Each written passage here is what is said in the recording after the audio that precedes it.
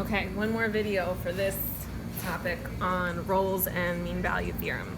So, question now, why can we not use the mean value theorem for this function f of x on the interval -1 to 1?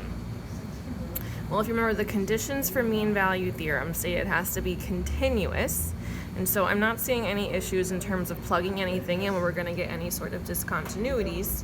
So, mean value theorem, we've got the first condition, f of x is continuous from -1 to 1. That's good. The next condition says the function has to be differentiable on the open interval. So let's take a look at what f prime of x says. F prime of x would be 2 over 3x, and we'd subtract 1, so -1 over 3. We could rewrite this as 2 over 3 times the cube root of x.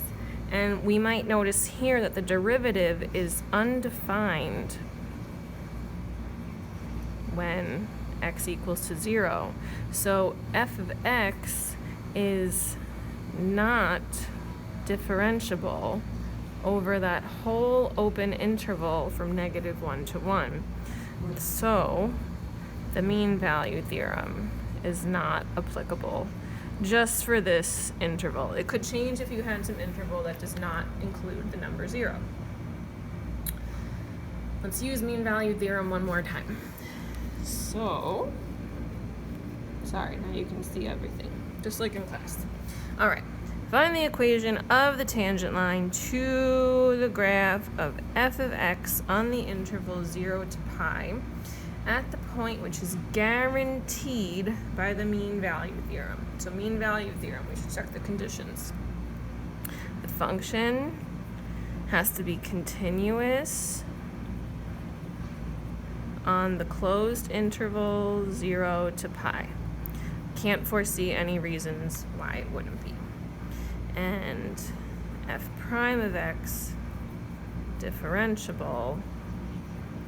No fractions are going to occur when you take the derivative, so 0 to pi. Good. So we met our conditions. Now, mean value theorem says that at some point, the instantaneous rate of change will be equal to the average rate of change on whatever interval we're talking about. So instantaneous rate of change is derivative. Let's find the derivative. F prime of x is equal to 2 plus cosine of x. And we're trying to find this at a very specific point, some point c that's on this interval, cosine of c. And we're saying it's going to be equal to the average rate of change. So we need to figure out what f of 0 minus f of pi over 0 minus pi is equal to.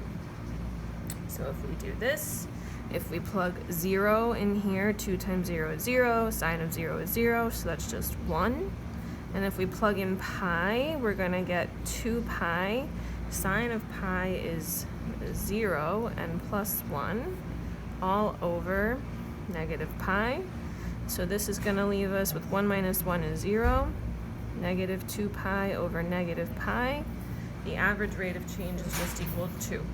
So we are saying that this instantaneous rate of change, 2 plus cosine of c, is equal to a value of 2 somewhere. That's what mean value theorem says. So we're just going to solve this linear trigonometric equation, cosine of c equals to 0.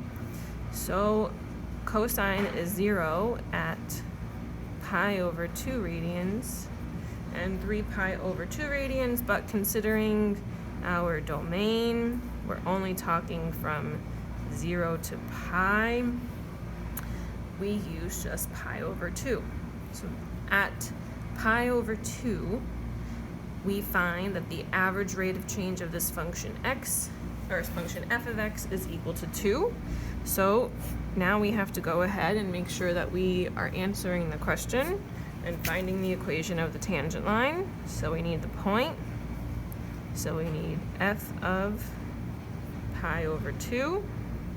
That's 2 times pi over 2 plus the sine of pi over 2 plus 1 this is just going to be equal to pi. Sine of pi over 2, that's 1, plus 1, 2 plus pi. And the slope, meaning we need f prime of pi over 2, well, we found that just a minute ago. We said it's going to be equal to 2, is there. So now comes the equation of the tangent line at x equals to pi over 2.